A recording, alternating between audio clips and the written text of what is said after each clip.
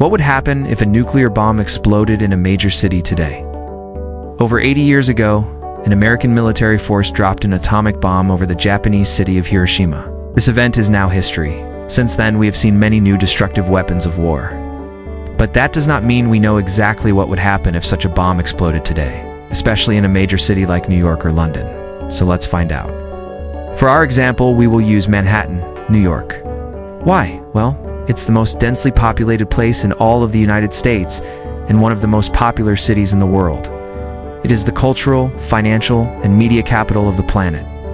The first thing we need to understand is the power of the bomb itself. The bomb dropped over Hiroshima had a yield of just over 62 terajoules, equivalent to about 16 kilotons of TNT. The largest bomb ever detonated was the Soviet Union's king of all bombs, which had a nuclear payload weight of 27 kilograms of plutonium-239. Its explosion had a nuclear over 50 megatons of TNT. Now compare these two bombs with the modern W-88 warhead used by the US military. This bomb has a variable nuclear payload ranging between 5 and 9.5 kilograms of plutonium-239, giving it a yield of 1.4 to 2.6 megatons of TNT. Our modern nuclear bombs are smaller than their predecessors from the Cold War era.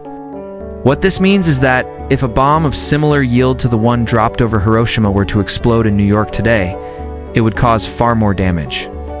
So let's imagine that the bomb explodes above Central Park, right in the center of Manhattan. The immediate blast radius of such a bomb would be approximately 7 kilometers, destroying every building in its path. But the truly powerful aspect of nuclear bombs is not the initial explosion, but rather the fireball that follows. The fireball formed by the intense heat of a nuclear reaction is lethal for anything living within its radius. The larger the fireball, the further the thermal radiation will reach. For the sake of argument, let's assume our bomb produces a fireball similar to the Hiroshima bomb, which had a radius of around 800 meters. This means that anyone or anything caught within this range would immediately burst into flames. Thermal radiation would extend much further than that, however, temperatures reaching up to 1,000 degrees Celsius. Any unprotected person who survived the initial blast outside this inner circle would suffer severe third-degree burns. All paper, plastic, and fabric items would catch fire and light up New York night. But after the fireball comes the deadliest cloud of a nuclear explosion, the deadly fog of radiation sickness. Anyone who did not die instantly from the blast wave or thermal radiation would now face the consequences of radiation poisoning. The area surrounding Ground Zero would become a dead zone where nothing could live. The radiation cloud would begin to drift outwards, forming what is known as a fallout pattern. The particles released here would continue to kill anything they come in contact with for weeks to come. These particles also glow brightly, giving the cloud a spooky green or purple haze appearance. Some parts of the radiation cloud would float all the way up into the atmosphere, potentially causing cancer and genetic defects in those who breathe them in. Other parts would sink down onto New York's streets, contaminating everything they touch. At this point, the EMP, or electromagnetic pulse of the nuclear explosion, would fry all electronics in the blast radius, knocking out New York's power grid and communications network. All mobile phones, laptops, and tablets would no longer function, although some microwaves and refrigerators might still work for a while. The explosion would generate such a powerful EMP that it may even damage electrical equipment at nearby airports, subways, and railway stations. No trains or planes would be able to leave the city, as all electronic systems would be destroyed. And this is when things start to get really bad for anyone who survived the initial blast.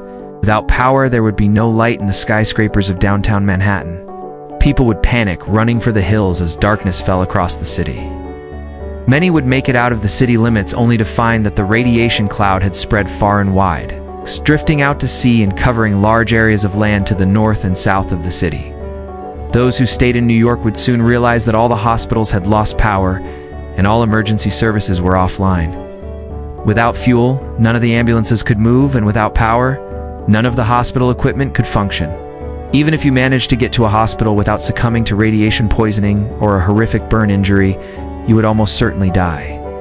Food would quickly spoil in the absence of refrigeration, and water mains would break down without power. People would die of starvation and thirst in the thousands. As the days go by, more and more people succumb to radiation poisoning, either dying painfully or enduring agonizing surgeries to remove contaminated tissue.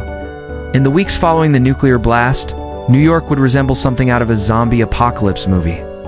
The roads would be blocked by burnt-out cars and destroyed buildings. Houses and apartments would be abandoned, the belongings left behind by those who never returned. New York would become a radioactive ghost town, devoid of life. If there were any survivors, they would probably head to the countryside in the hope of a better life. However, they would soon find that the soil and water had been contaminated by the fallout, making it unsafe to eat or drink anything that came from the earth. They would be forced to travel further and further away from New York until they found somewhere safe. As the months passed, the long-term effects of the nuclear blast would become apparent. The dust and debris thrown into the atmosphere would block sunlight, plunging the planet into what is known as nuclear winter. Temperatures would plummet, and snow would fall, even in countries close to the equator. Food supplies would dwindle and famine would hit hard. With crops failing all over the world, there would be nowhere left to escape the deadly fallout. People would die everywhere. The countries who launched the attack would be completely devastated. Their economies would collapse, and their militaries would be wiped out. The political map of the world would be redrawn as surviving countries took advantage of the chaos to claim more land and resources. Alliances would form, and new wars would begin. All the time, the nuclear blast would continue to cause massive amounts of damage. The energy released by the explosion would trigger a spike in seismic activity, causing earthquakes and volcanic eruptions all over the world. The atmosphere would be filled with dangerous levels of radiation, meaning that breathing itself would eventually become a death sentence. Radiation would leak into the groundwater, killing off all marine life and rendering most of the planet's water supply undrinkable.